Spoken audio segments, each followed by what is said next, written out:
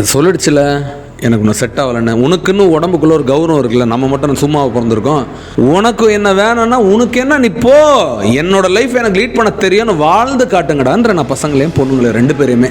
அந்த உறவை பிடிச்சிட்டு தொங்குறதும் நம்ம கௌரவத்தை நடு தெருவில் கைத்து கட்டி தொங்க விடுறதும் ஒன்று தான். எல்லாமே குற்றம் சொல்லிட்டு தான் ஒரு பொண்ணோ பையனோ விட்டு போகிறாங்க அந்த உறவை. இவ்வளோ குற்றம் சொல்லிட்டு இந்த நான் குற்றமற்றவன் நிரூபிக்கிற அளவுக்கு என்ன அவ்வளோ பெரிய ஜீவாத்மாவா இவங்க எல்லாரும்?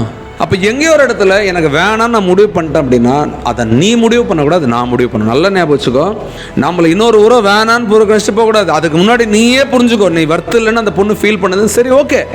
ஒன்று நான் வருத்தம் ஆக்கிட்டு உன்னை எனக்கு ரொம்ப பிடிக்குன்னு வெயிட் பண்ணுறேன்னா நான் பார்க்குறேன். இல்லைனா நான் உங்ககிட்ட இருந்து அடிமை வாழ்க்கை வாழ்ந்து தான் இந்த உறவை நான் ஜெயிக்கணும் அப்படின்னா இந்த உறவு எனக்கு தேவையே இல்லை. என்னோட தனித்துவத்தை இழந்து, என்னோட இண்டிவிஜுவலிட்டி இழந்து, என்னோட சந்தோஷத்தை இழந்து இந்த உறவை ஜெயிக்கணும். இந்த உறவு தேவையே இல்லை. மொத்தத்தில் நீ எனக்கு தேவையே இல்லை. இந்த நீ தேவையில்லைன்றது எப்போ நீ கெத்தா சொல்ல ஆரம்பிக்கிறியோ, உன் ஃபோன்லேருந்து ஸ்டேட்டஸ்லேருந்து எல்லாத்தையும் பிளாக் பண்ணி உன் வேலையை நீ பார்க்க ஆரம்பிக்கிறியோ, உன் வேலையை பார்த்து நிச்சயமாக ஒரு நாள் நீ நல்லா வருவன்ற நம்பிக்கை மட்டும் உனக்குள்ளே வச்சுக்கோ.